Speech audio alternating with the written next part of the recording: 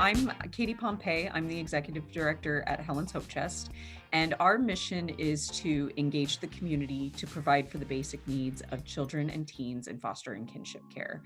And the way we do that is we have a facility that is set up like a store. It looks exactly like a resale boutique that you might walk into. The great part about it is that the kids really get to choose something that they enjoy, that speaks to themselves, that they feel comfortable in, and that they're able to express themselves. It's been a little different because of COVID.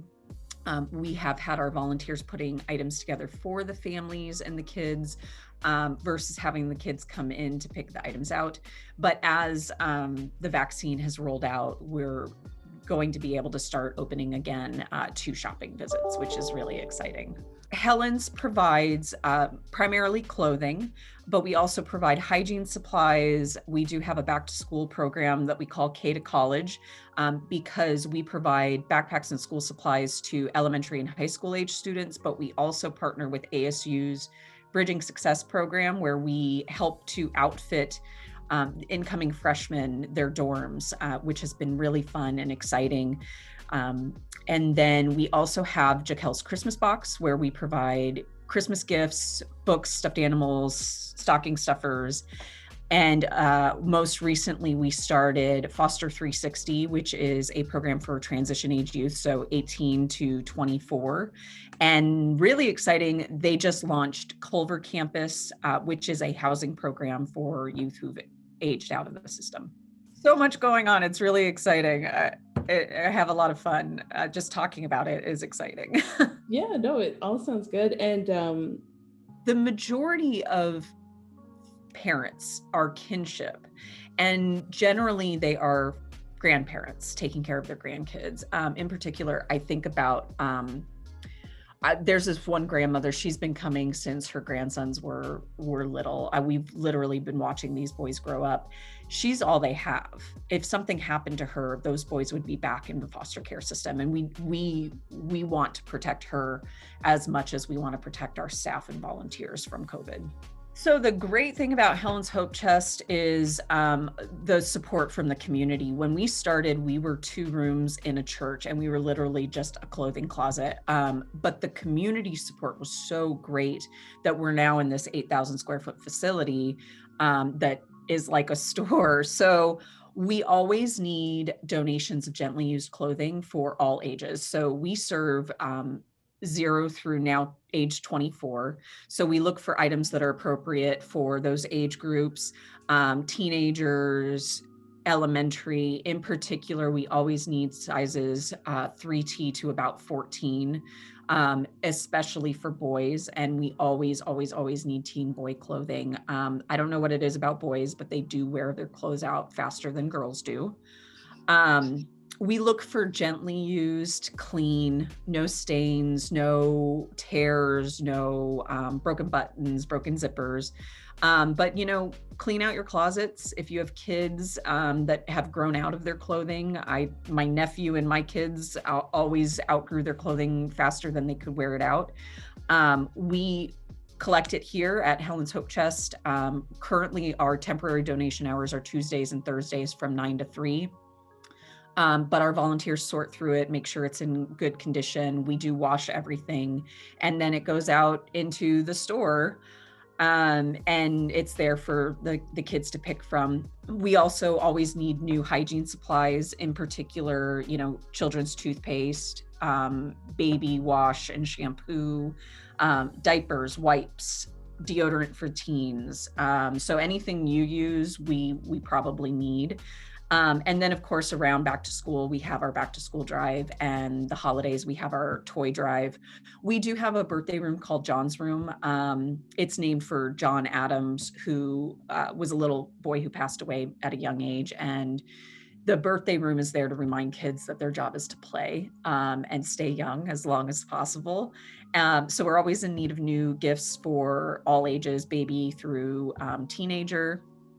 And then, of course, financial donations. Like any organization, we do have costs associated with operating, but we also use financial donations to supplement shortages.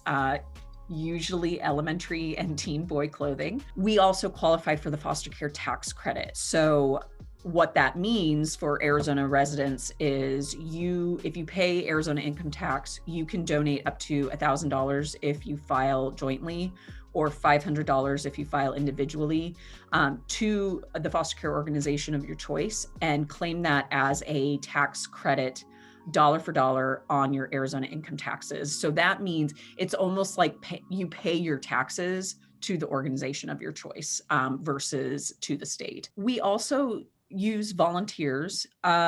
Right now, because of COVID, we've had to limit the number of volunteers allowed in the building, but we do have, if you go to our website and fill out a volunteer application, we can add you to the inquiry list and let you know when we're opening up to new volunteers again.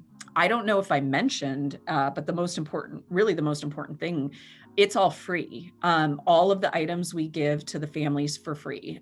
There's no fee, there's no membership. It's that way so that we can help reduce that financial impact on these families. In particular, kinship families, they do not receive a lot of assistance from the state for caring for these children. So they're usually on a really tight budget, and we wanted to make sure that they didn't have to worry about the cost of clothing for the kids. Helens has been operating since 2009, and we have never charged for an item. So if you are caring for a child that's not your own, so if you have a foster child, if you have guardianship, if your grandma and mom came by, dropped the kids off for the weekend and never came back, yes, we've heard that story a couple of times. Give us a call. Our phone number is 480-969-5411. And our volunteers are ready to get your information and help you out. You can also email us at info@helenshopechest.org. One of our values is dignity. And when you walk into Helens, you feel it. It's been really tough during COVID because I always like to invite people to come for a tour, because the feeling you're going to get, I can't describe. Everyone walks in and feels something different, but one of the main things that's always there is dignity. And we want the children that come in to feel that, to know that they're valued, and that they're a part of the community, and that we care. And that's really what Helen's Hope Chest is truly about, is making sure that these children know that somebody cares and someone's here for them, and we want them to feel their best. My name is Viry. I am the program director here at Cancer Support Community Arizona. I'm also a licensed clinical social worker. So in addition to the administrative work that I do here in the agency, I also provide the emotional support to some support groups that we offer here as well. Awesome. That's really cool. So speaking of that, so what is CSCAZ, and whom do you serve? Cancer Support Community Arizona is a nonprofit organization, and we're located here in Arizona. We are one of several affiliates across the United States, and even globally. We have a couple locations in Canada and Jerusalem and Tokyo. So it's also it's a larger organization. We're one of many affiliates. The original affiliate started actually in LA, in Santa Monica, California, but then different community members across the US, who were interested in starting up different chapters, came together and created their own chapters, and we're part of this larger organization. So here in Arizona, we opened doors in 1999, and 3 women who were original attendees of the back then it was called the Wellness Community, came together and opened this chapter here in Phoenix, Arizona. Cancer Support Community Arizona changed its name after a merge with Gilda's clubs. So Gilda's clubs are mostly located in the East Coast. Back then, we're located mostly in the East Coast, and were established in honor of the late comedian Gilda Radner from Saturday Night Live. So there was a merge there, and they just realized they were offering similar services. So instead of doing divided work, they decided to come together and merge these two sister organizations and just conquer more and share more resources to people impacted by cancer. So Cancer Support Community Arizona offers the technical term is psychosocial support, but maybe many people are like, what the heck is that? These social and emotional supportive services to people impacted by cancer whose primary stressor is cancer. So we know that you can look around in your own circle and realize that there are so many people, probably a good chunk of them, who relate to a cancer story directly or indirectly. So a lot of people, unfortunately, are impacted by cancer, but we're really here to support those whose the stressors in life are about the cancer diagnosis. So, we have support groups, which is what I really love to offer and facilitate. We have social classes for people to come together and just connect with other people that are going through something similar as them, and they just don't have to explain themselves, right? Or cancer isn't their identity number one, right? Their number one identity, I guess I should say. Healthy lifestyle classes, which is nutrition, exercise and wellness, I should say, and expressive arts. We do a lot of educational presentations. The list goes on. But because we are a nonprofit, our services are free. They are at no cost to the participants because we have a really supportive community and do a lot of our we do our own fundraising and steward our own donors and apply for those community grants that will help support continuing these services to those individuals who need us the most. Our services, though I say we're in Arizona, and I leave it broad because prior to COVID, which I think we'll talk about here too, we have a physical location in Central Phoenix, and then we also have a physical location in Flagstaff. But since COVID, we've been able to really serve the entire community of Arizona because we are virtual now. So we're steering away from saying Central Phoenix and Northern Arizona. We're statewide. That actually ended up being a positive effect of going into quarantine. So what are some of the ways that you have seen Cancer Support Community of Arizona change, either in challenging ways, so there were adjustments that maybe led to new programming, or offered opportunity, like you just mentioned, for more folks to be involved in the community? Yeah, I think that I like to call it the silver lining of COVID-19 for us was the fact that we were forced to transition all of our programming to a virtual platform like what we're doing right now. All classes live, but virtually, right? So that gave us the opportunity of serving more people in the state of Arizona. So when we were offering programming out of locations, unfortunately, only the people that had access or transportation to those locations were able to participate in the programs. But because of COVID-19 and having to transition all of our programming to online, which by the way, we did it, I think, in a matter of like 4 business days, like who does that? We transitioned everything online, and we just have, like I mentioned, we have a really supportive community, participants who are the folks who engage in the classes, but the facilitators as well, the instructors, just a really amazing supportive community who were willing to go through this challenge with us. But we saw that the silver lining was that we were able to serve individuals who maybe can't drive to Central Phoenix or Northern Arizona locations, or that need to be in an infusion chair once a week, or are inpatient, or just don't feel well, or can't access the locations because they have to care for their loved one at home. So we are able to be in the comfort of the homes of those who really need us the most. So that's been a positive within the chaos of this pandemic.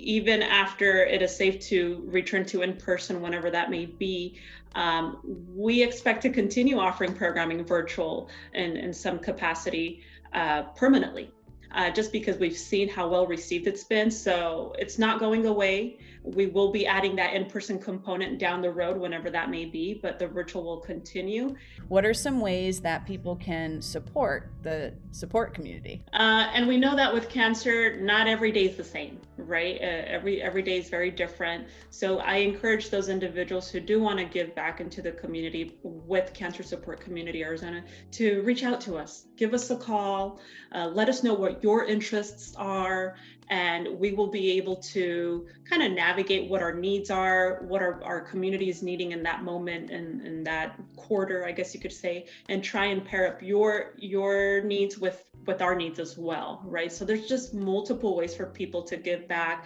It could be with time, it could be with a skill, it could be monetary as well. Just different opportunities. Just give us a call and we can pair you up with those opportunities the best. What is one thing that you love about your job and being part of the community? What I really like about this job, what I really love is I go back to the culture of the organization.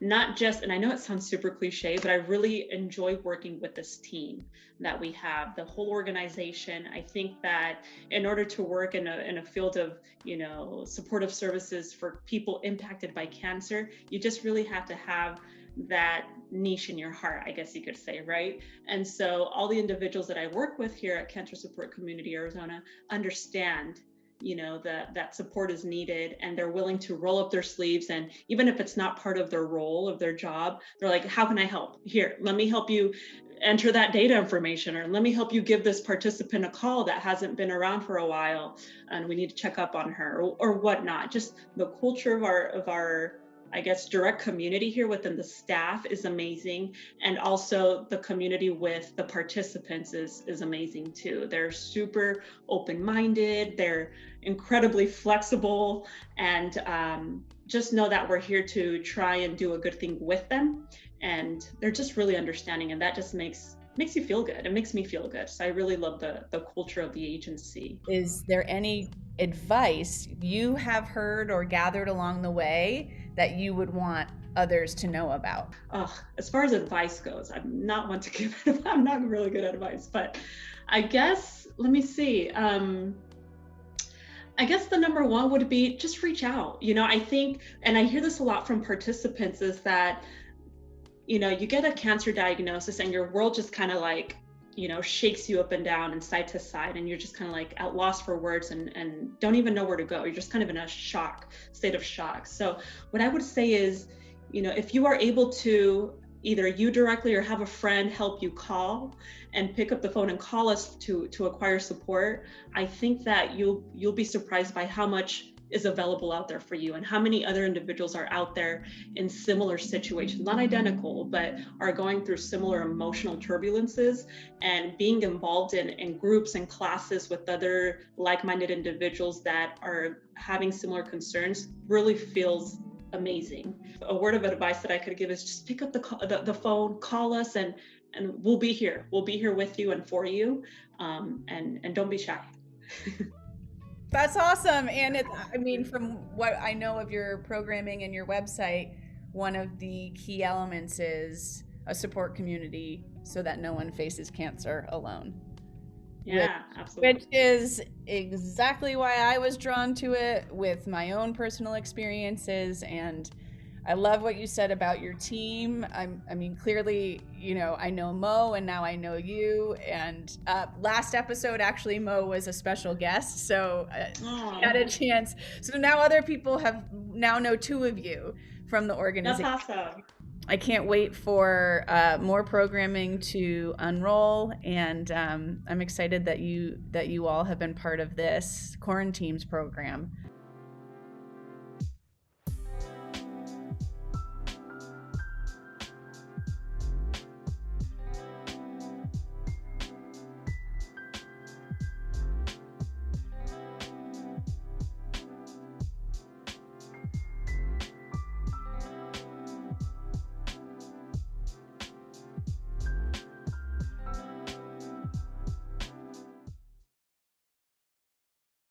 Visits, which is really exciting.